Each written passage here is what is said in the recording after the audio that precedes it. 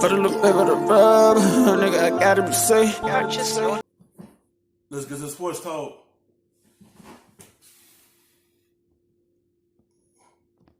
I mean, there was a lot of quarterbacks at that fight, and there were a lot of football players at that fight that are also free agents. And it's like every time with my job, it's always a story, no matter what. And knowing some people that were around, I even know what the conversation was between Davis and Brady. And it's like, come on, man, when's it going to end? When you hear that, Greeny, it makes you think that that conversation might have been really serious. Look, I totally get Derek Carr's frustration. People, including me, but part of that, have constantly talking about who's going to replace him as quarterback. Yeah. Part of that is who his coach is. I mean, John Gruden, we worked with him, those of us who've been at ESPN a long time have worked with him a very long time. His favorite quarterback is always the next one he can get. So let me ask you the question this way.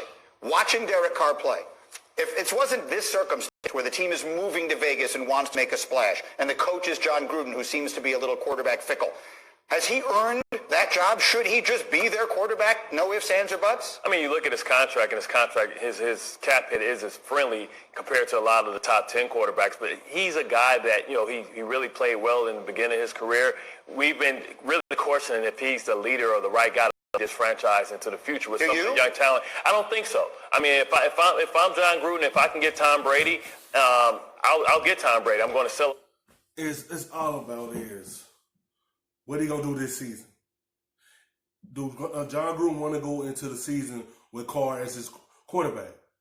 It's gonna have Derek shoulders looking over his shoulders like, do you believe me to lead this team to a championship? Do you trust me to lead this team while we in Vegas in a new location?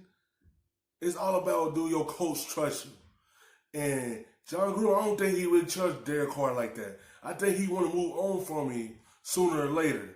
Because he had an okay season this year, but it's all about, do your coach trust you enough to lead his team? And I believe he don't. I believe John Gruden, he one of them guys that want to move on for Derek Carr. Because he didn't draft Derek Carr. He wasn't there when he got drafted. And he going to want to move on with the next guy. And you got something to question. If they talking to Tom Brady, you got to see what's going on there. Do they really trust you? A lot of tickets. I know I'm going to be good for that year, but also they still have picks from the Khalil Mack trade that they can use to try and get a young quarterback that they can develop in the future.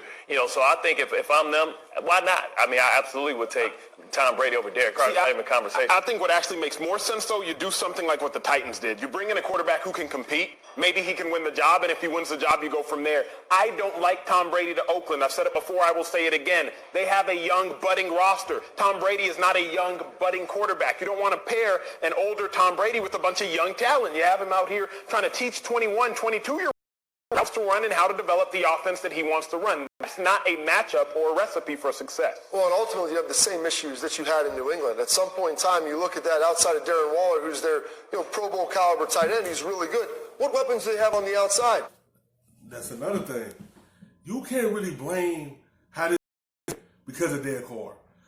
Who do they have to throw to besides they tight end?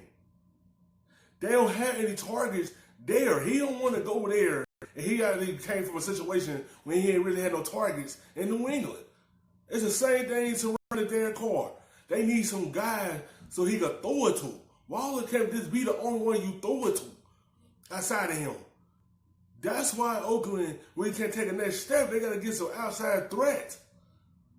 When you don't have the skill guy and the only guy you really have is your tight end, it's not going to really work out as well. And he ain't going to want to go in that situation. He just already was in a situation like that. And then you can't really blame everything on Carr. Y'all got to put something around him. That's what people have to understand. You have to surround your quarterback with the guys to be able to help him take the next step for this team. When you don't surround your quarterback, he's not going to really be too much successful. Antonio Brown was supposed to be that guy. He played with Tom Brady this season in New England and not at all in Oakland. So they still have those issues. I'm with you. I think if they can draft a young guy, you move forward. But this isn't a win-now roster, which is what Tom Brady would want to come into. Well, it could be because they have a lot of draft equity and also they have a lot of salary cap space. You know, they had money that they spent on Antonio Brown. They got that money back. They'll be able to spend that and say, Tom, who do you want? Is that a question to him?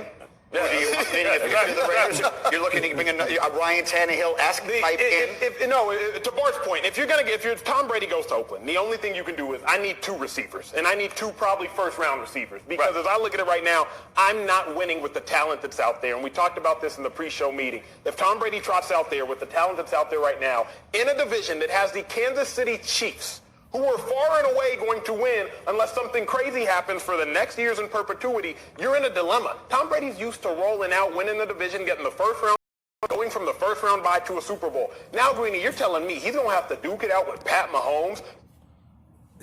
It's the simple fact is, the difference is with Tannehill, he have guys he could throw it to outside the numbers, and Davis and Brown. He had partners to throw it to.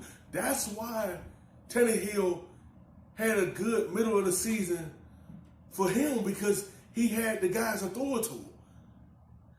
It's all about who you surround the quarterback with. With the Titans, he got into a situation where he had 2 guys that he could throw it to. And he had a good wide receiver that he was just throwing to, and that's Brown. And Davis is a solid wide receiver, so you had the guy. You can't really blame the damn Carr. When you're in a situation when you don't have no one to throw it to like that, you tend to be up and down because you ain't got too many guys to throw it to help you out. You have to surround your QB to be able to help him be successful. It's all about what you put around the guy to be able to take your team to the next step. Twice a year? No, it's a mistake. Just to finish this conversation, I'm going back to what you said, Bobby, and I agree with you, and I've been saying a different variation on it for a while.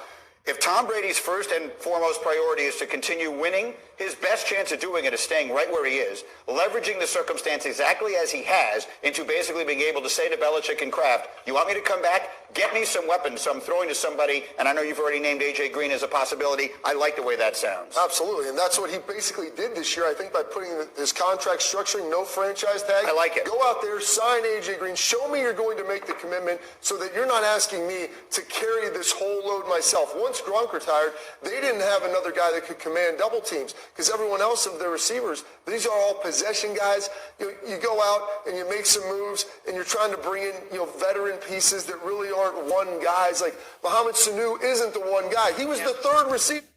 Like, if they go out and get A.J. Green, that will make Tom Brady stay where he is. He most likely going to stay where he is regardless.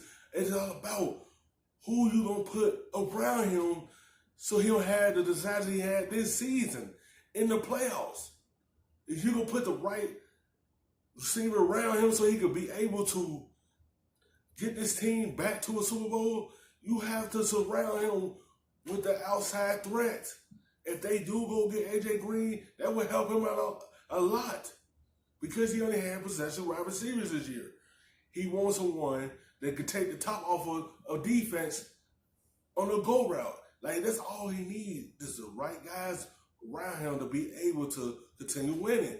Like, he can help this team win, but it's all about who you surround him with.